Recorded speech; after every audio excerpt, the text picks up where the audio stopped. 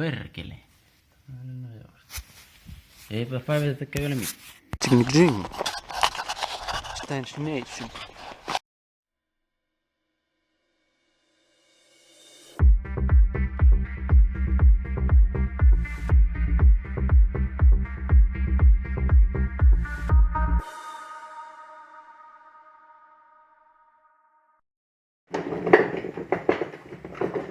Joo, eli tänne olisi luvassa sitten vetareiden asennusta.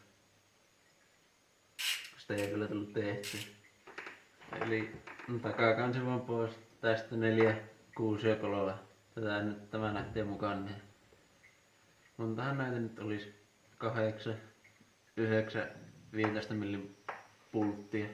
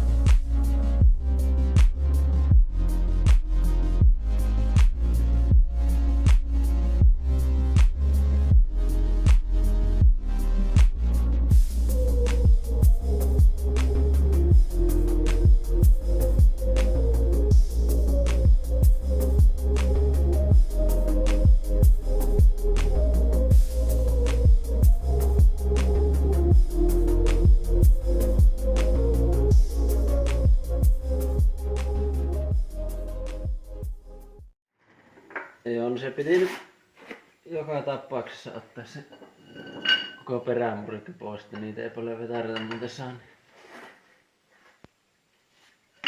Ainakin teoriassa sen pitäisi nyt täältä tulla.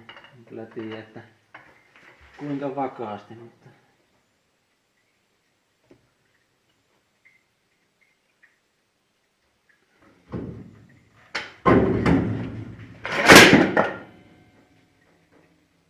no, ainakin se tuli alas.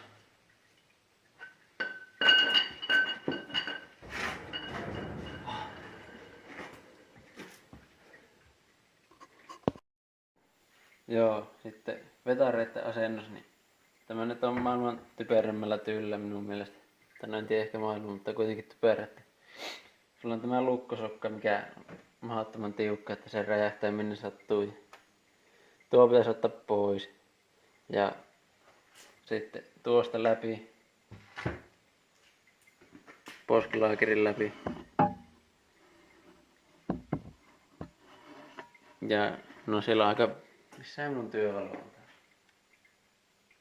En tiedä, mutta kuitenkin pitäisi tulla tuonne sisälle. Ja sitten laittaa sinne tämä lukkosokka takaisin, että kirosanoja tiedossa. Eli nyt teoriassa niin tuonne ja eiköhän tänne mahtuu mitään.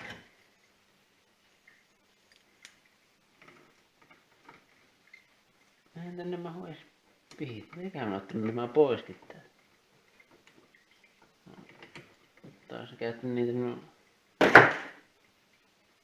taikurihommia.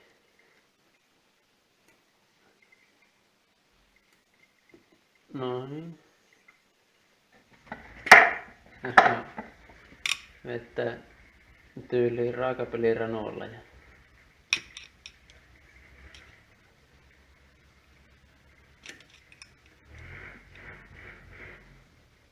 taas siellä Riotan traktori. Ei pidä, näissä muuten tulee kestämään aika. Loppu puhelimestakin akku ennen kuin minä sen paikalle.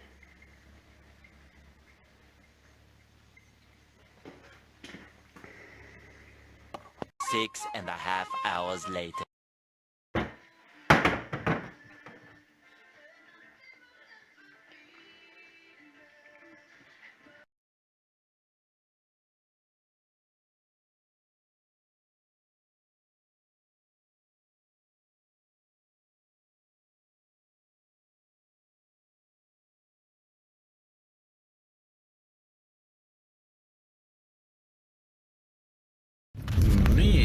meikä saa yhtään editoida, niin äsken näette kun meikä tuussas tuon perän kanssa ja nyt me ollaan menossa, jos te näette, täällä on lunta tullut.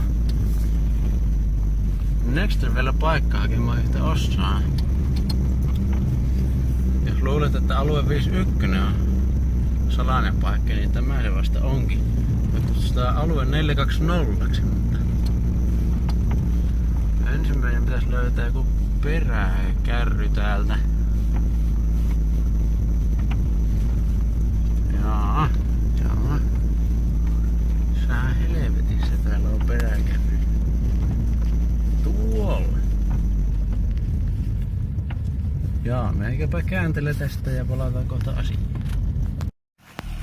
No niin, nyt on histiö puhistu, mutta kamera tarkenaa.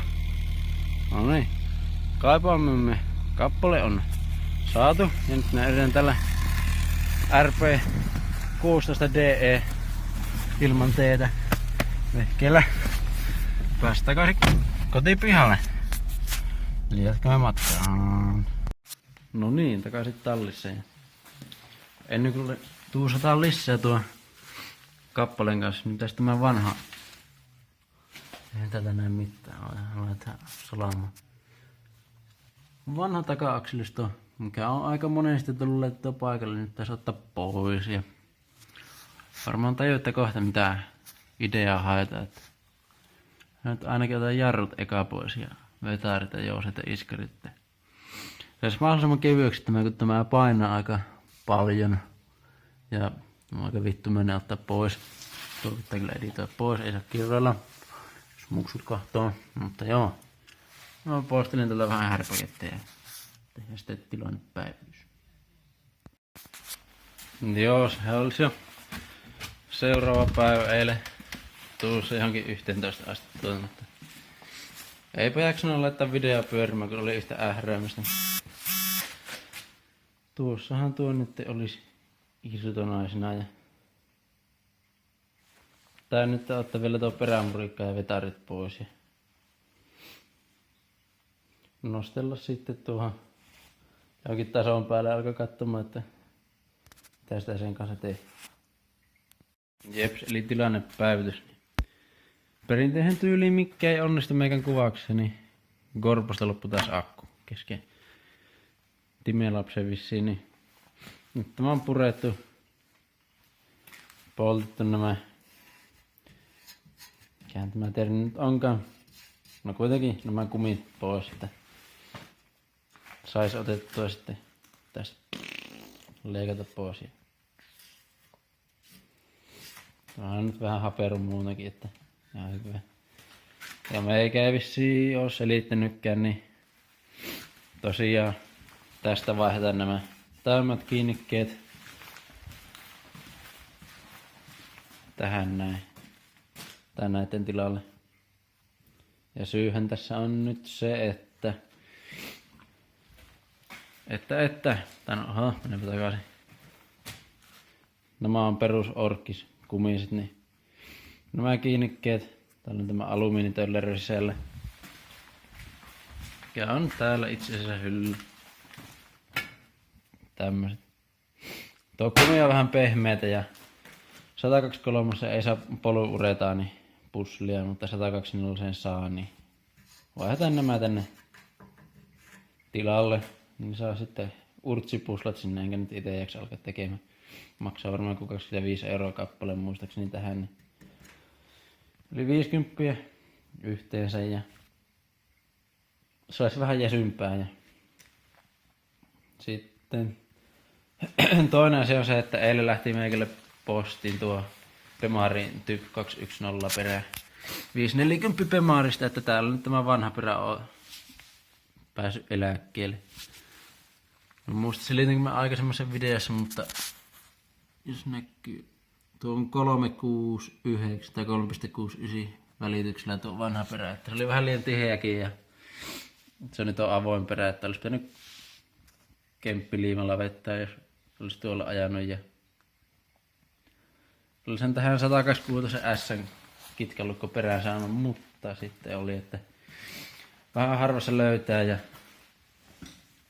se Bemarin perä nyt on kestävämpikin, että katsotaan, jos se tulisi joskus sieltä postista, niin pääsisi sitä mallailemaan, että se nyt kustomoidaan tähän vanhaan kelekkaan, että en jaksa alkaa vaihtamaan koko takakelekkaa, kun tähänkin onnistuu. Tää nyt on perä tulee vähän niinku 4 pullilla tänne kiinni ja pysyy siinä, että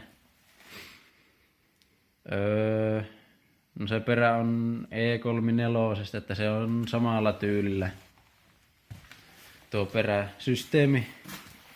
Tai idea on sama, ei ole tämmönen kehtomallinen, niin se pitäisi olla vissiin kohtuu helppo laittaa paikalleen. No vetaarit ja kardinit ja kaikkien pitää sitten tuusita erikseen, mutta sinnekin sitten. Täpä leikkaan nuo irti ja jatketaan sitten. Ei nimittäin ole kolmijalkakaan mukana, niin ei saa tää puhelinta paikalle, niin tämä on nyt vähän tämmöstä, mutta parempi tälleen kuin ei mitään. Jep, eli tilanne päivys. Tuo verran piti muokata. Aluksi on tämmönen hyppyrimallinen. Eihän tämä nyt on lähellekään samanlainen mitä tässä. Saanpa taas kuvaa. Nousee tuolle. Niin. Tuo piti nyt tasoittaa ja levittää. Käsijarru vajeri kiinni, kohta hiottu pois. Siihen sitten asettu sitten tuommoisen pikku jigi tein. Noin. Tuossa pitäisi nähdä tuo keskikohta ja korkeus sitten. Että ei ihan taida saakko hiljatella leikkausmenetelmällä. Parempi olla vähän liian varma. Eikä siinä kun jos tällä kertaa toimisi tuo GoPro, niin laittais timeä lapsia kun leikkaan tuo ja kahtoo sitten miten onnistuu. Pideppiu.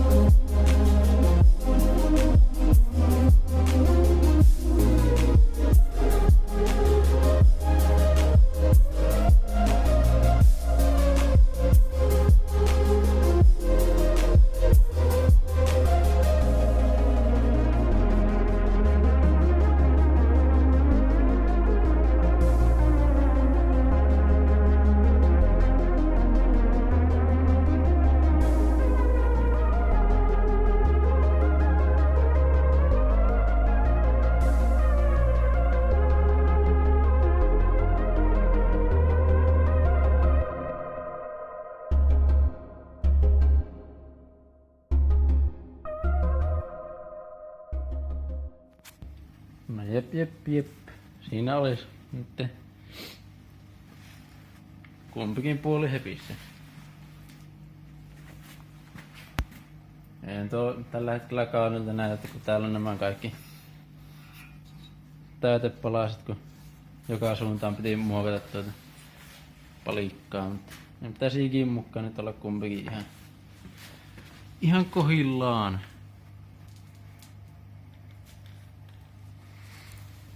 Alapuolella on sitten, tarkentaakohan tämä?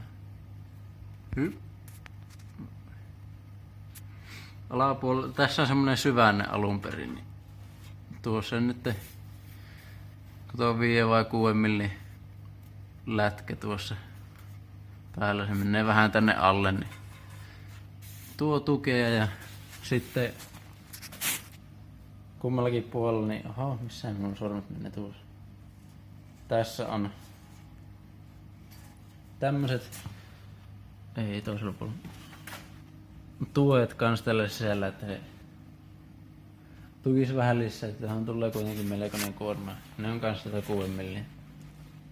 Tässä näkee kuinka paksua tämä alkuperäinen kelekka, että tuo kans varmaan se mulla on tänään melko paksua tavaraa, että ei oo mikään tarkina 6 milliä. Ei mitään pikkupoikien tavaroita nämä kelekat. Tuo on sitten tämä 120, niin tämä on varmaan vaan 2 millistä. Mulla on 2 millin peltiä nämäkin sitten, nämä täytepalaiset. Tuettu tuolla 6 millin loutulla ja siihen kun vettää sauvat, niin pitäisi kestää vettä lintassa. Katso, jos tuo korpu taas toimis, niin vettäis vähän timelapseja ja hitsais tuo ja siistis. Ja en tiedä vielä jaksaako maalle laittaa niskaan, mutta oottelis sitten, että sais sen perään sieltä postista, niin sais alkaa sitä sovittamaan tuohon keskelle, mutta katsellaanpa.